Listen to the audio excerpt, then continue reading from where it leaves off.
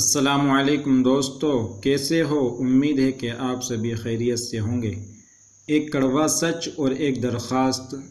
معذرت کے ساتھ آج ایک بہت ہی تلخ حقیقت آپ کے سامنے پیش کر رہا ہوں۔ آپ سے مؤدبانہ گزارش ہے کہ آپ اس ویڈیو کو پورا ضرور دیکھیں۔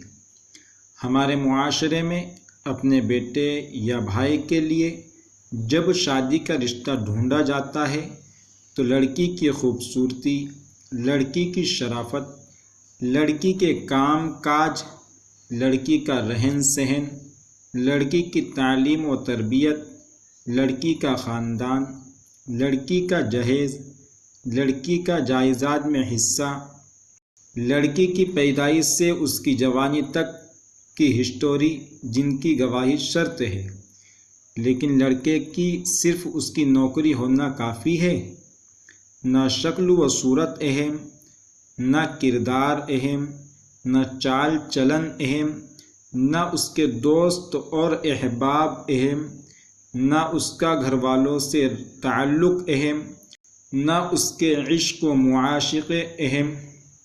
بس ایک نوکری اس کے 100 عیبوں پر پردہ ڈال دیتی ہے۔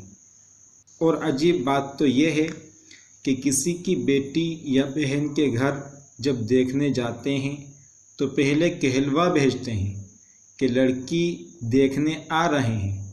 وہاں لڑکی کے دل پہ کیا گزرتی ہے، جو دل و دماغ میں مرتی تڑپتی، دعائیں مانگتی، سوچتی پاگل ہوتی ہے کہ کیا ہوگا، میں پسند آؤں گی یا نہیں؟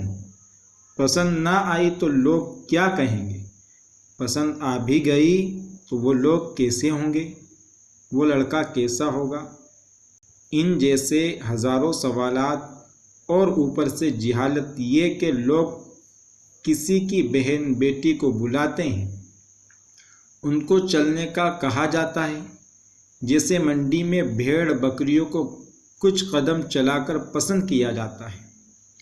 اس کے کمرے کو جا کر دیکھتے ہیں، اس کے کمرے کا معاہدہ کرتے ہیں، ان کے گھر کھا پی کر اور واپس ایک میسج بھیج دیتے ہیں کہ معاف کرنا جی، ہمیں لڑکی پسند نہیں ہے۔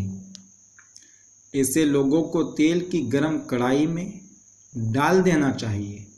ظالموں، ایک نہیں 10 بار رشتہ نہ کرو، پر وہاں لڑکی دیکھنے کسی بہانے سے بھی جایا جا سکتا ہے۔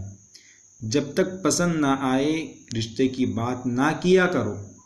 وہ لڑکی ہے، فرشتہ نہیں، پری نہیں، ایک سادی سی معصوم سی انسان ہے، جس کے کچھ جذبات ہیں، کچھ خواب ہیں، اس کی بھی کوئی عزت نفس ہے۔ خدا را اپنے چاند سے بیٹوں کے لیے پریاں ضرور ڈھونڈیں، پر کسی کی بہن بیٹی کو عیب لگا کر نہیں، کسی کی آہ لے کر نہیں، کسی کی بد دعا لے کر نہیں۔ اچھی اور غریب لڑکیوں کو اپناؤ تاکہ آپ کے سبب کسی معصوم کی زندگی ہی سنور جائے۔ اللہ سب بہن بیٹیوں کے نصیب ان کی سوچ سے زیادہ خوبصورت لکھ دے۔ اس پیغام کو دوسروں تک پہنچائیں تاکہ اللہ کسی کی زندگی کو آپ کے ذریعے بدل دے۔ کاش کہ یہ بات تیرے دل میں اتر جائے۔